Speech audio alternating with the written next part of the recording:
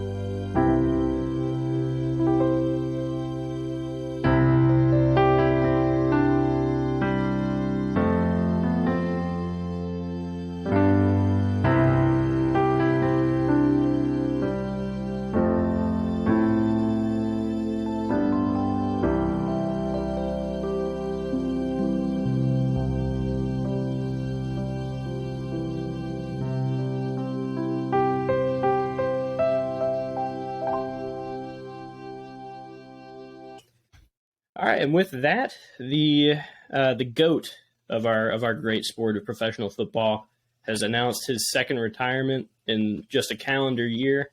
So congratulations. The game is never going to be entirely the same. What are your thoughts, Ethan? He annoys me. Okay, that seems like that's just give him a second. He just retired. You have to respect him though, but he's not. He's the undisputed greatest of all time. One day your kids are going to be like, what? One day your kids are going to be like, Dad, tell me what. Do you remember watching Tom Brady? And just the first thing that comes to your mind is just going to be, oh, he was annoying. Yeah. Well, it was just annoying to watch him win everything for so long. But you have to respect that. And it's, nobody's been close to the Super Bowls and the MVPs. So. Okay, so yeah, I'm my quarterback. I'm not going to fangirl over him.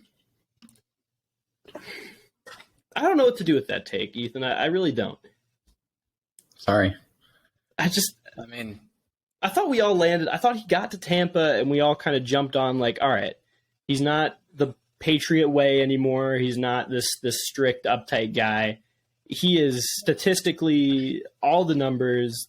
He is the greatest of all time, and we can just let him ride off. I'm sorry he had to be in your division for 3 years at the end. Maybe that's the difference. That was my thing, though, was before he got to Tampa, I thought, maybe Breeze was still playing, so it was the whole Brady versus Breeze, who's better. And my argument was that the AFC is an easier conference, and his division was always easy, whatever. And then I always said if he come to the NFC, it wouldn't be the same, and sure enough, he comes not only to the Saints conference, but the Saints division, wins another Super Bowl. It's just like it was because it was at me. He did it directly to me. Personally. I'm realizing this now. His Breeze's last game was a loss to Brady. And Brady's last game was a loss to America's team.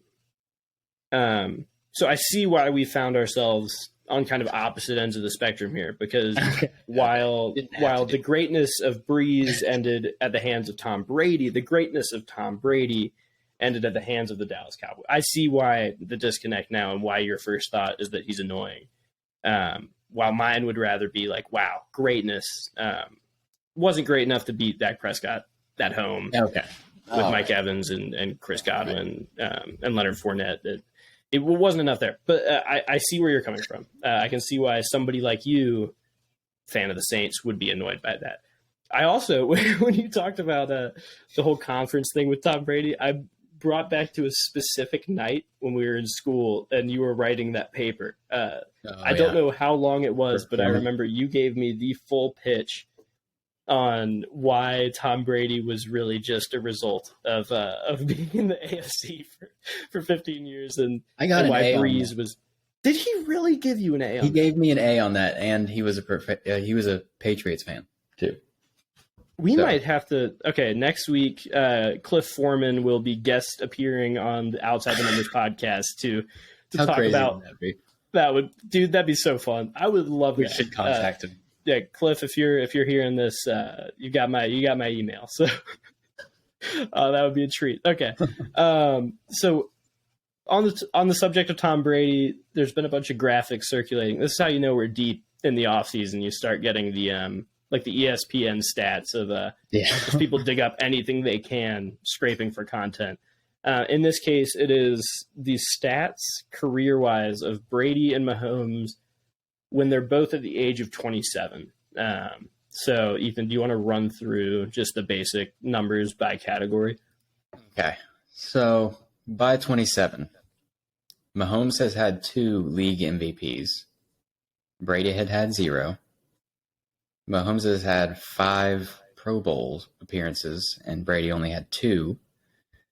Mahomes has had 2 first-team All-Pro appearances, and Brady had 0.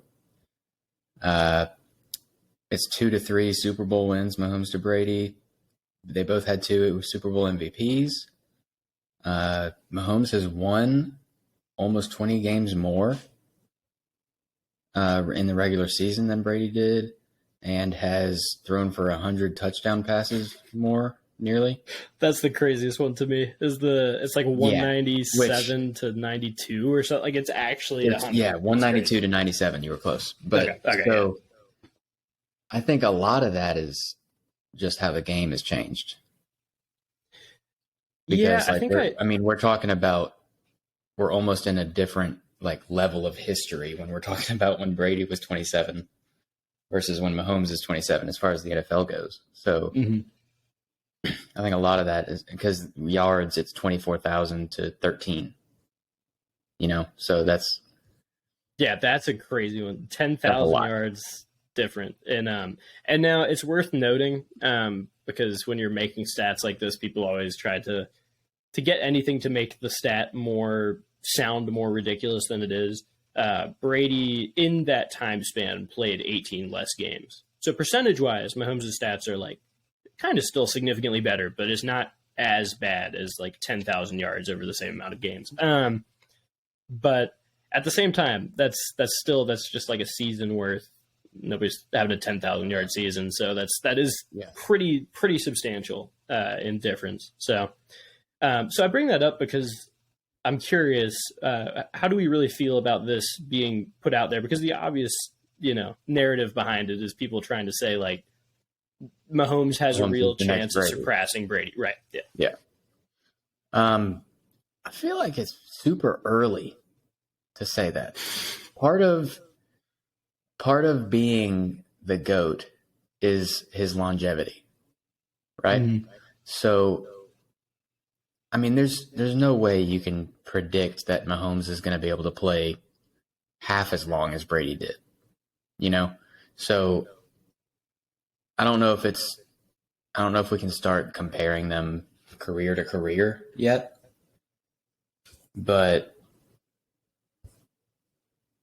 I mean, as far as like performance, sure.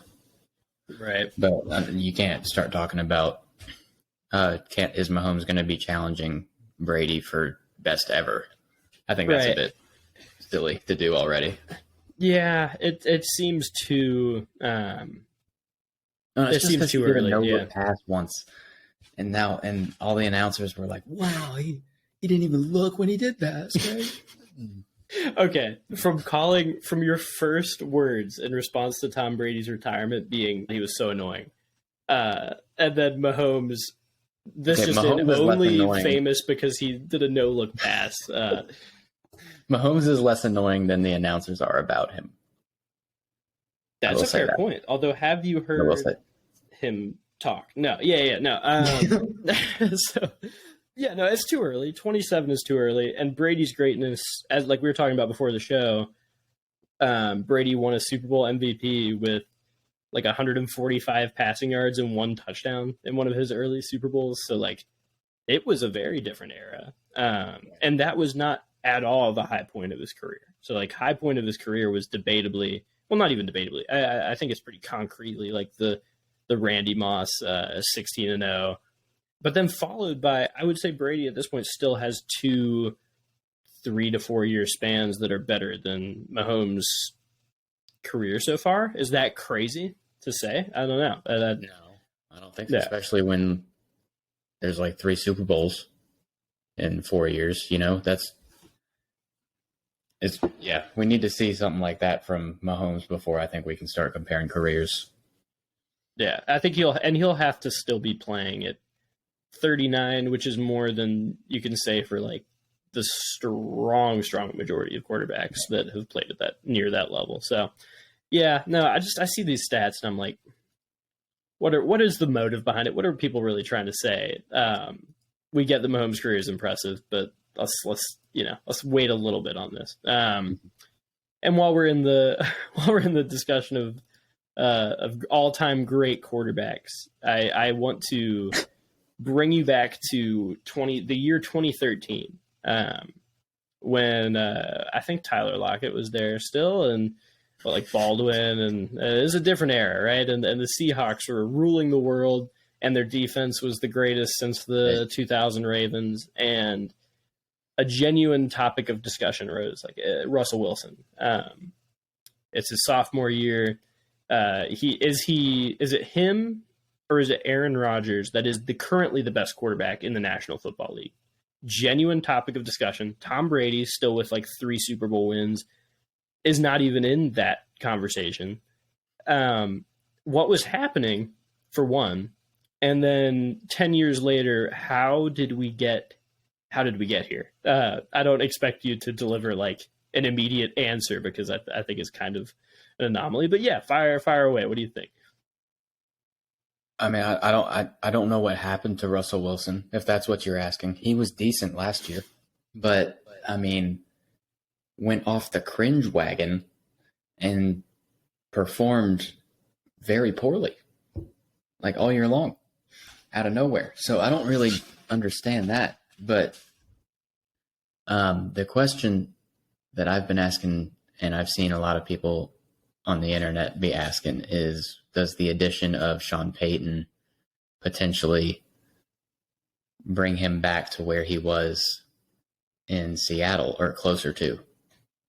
Okay, I'm gonna ask you now, Ethan. I'm gonna say you have to set aside all possible Saints bias, and just based on your totally unbiased opinion of Sean Payton, what is the ceiling that he can bring to the Denver Broncos of Russell Wilson?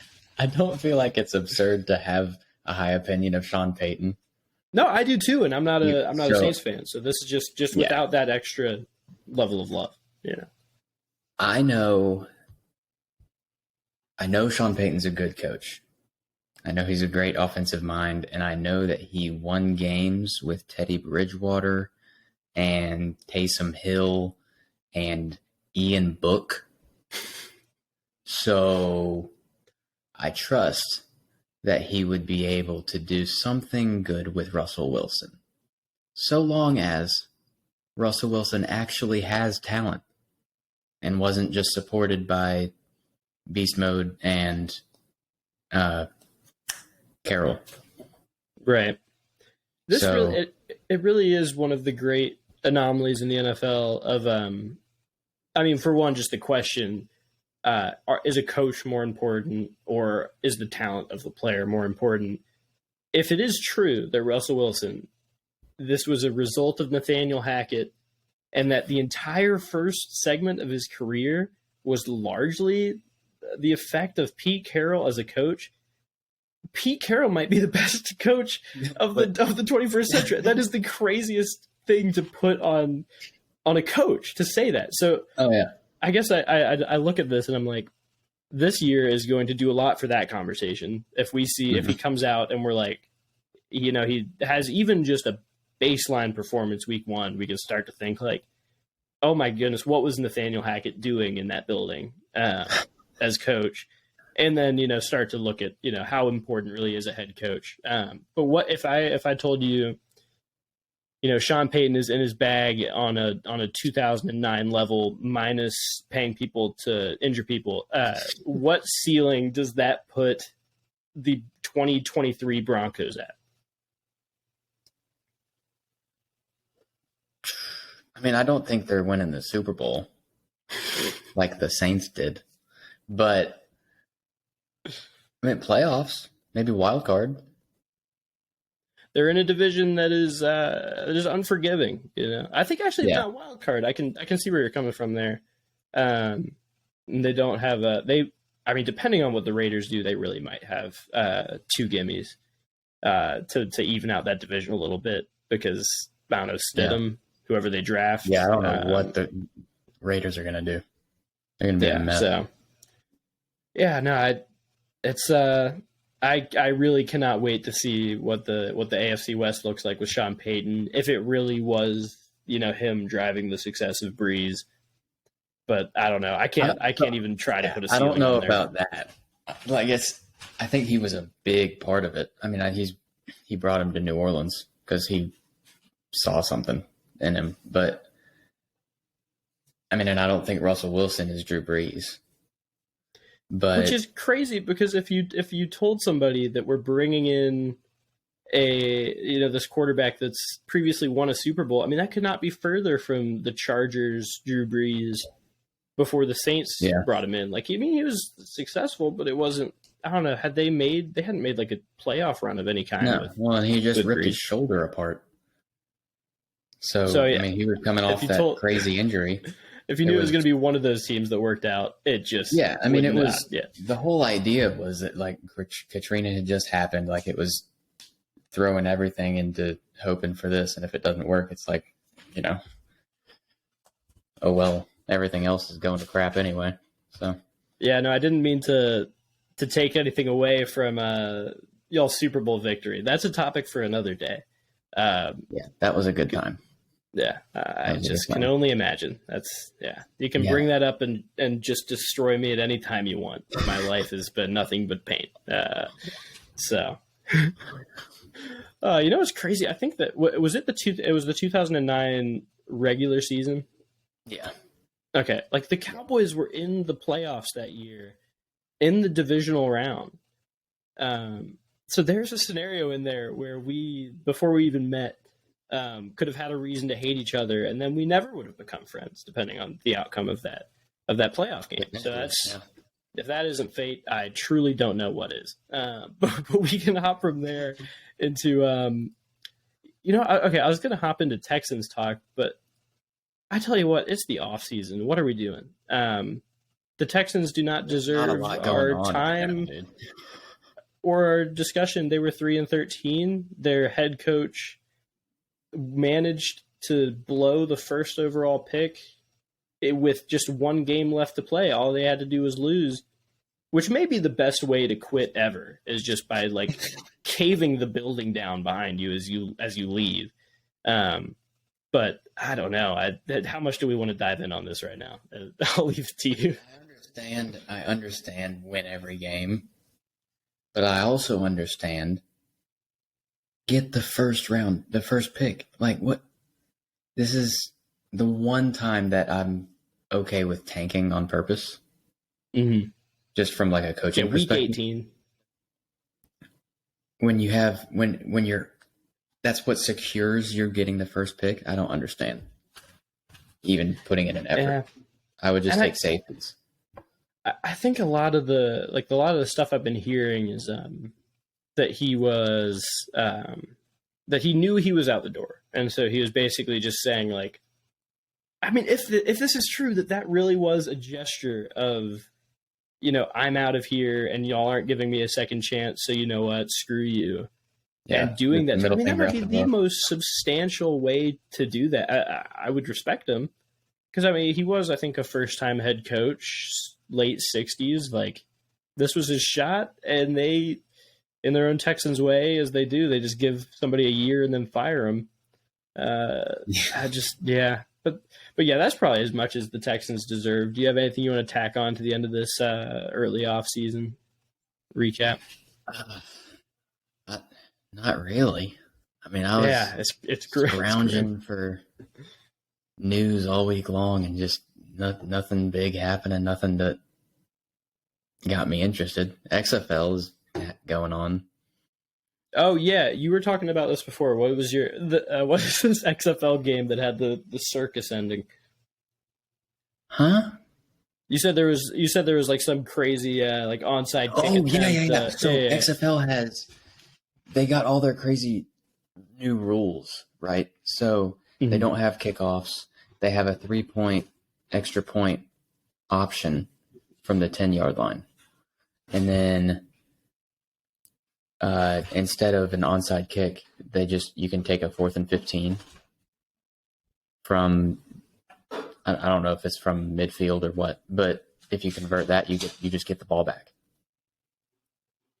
That is a crazy setup. Theoretically, you nail down a flawless 4th and 15 play, your time of possession is going to be 60 minutes. And that's unreal.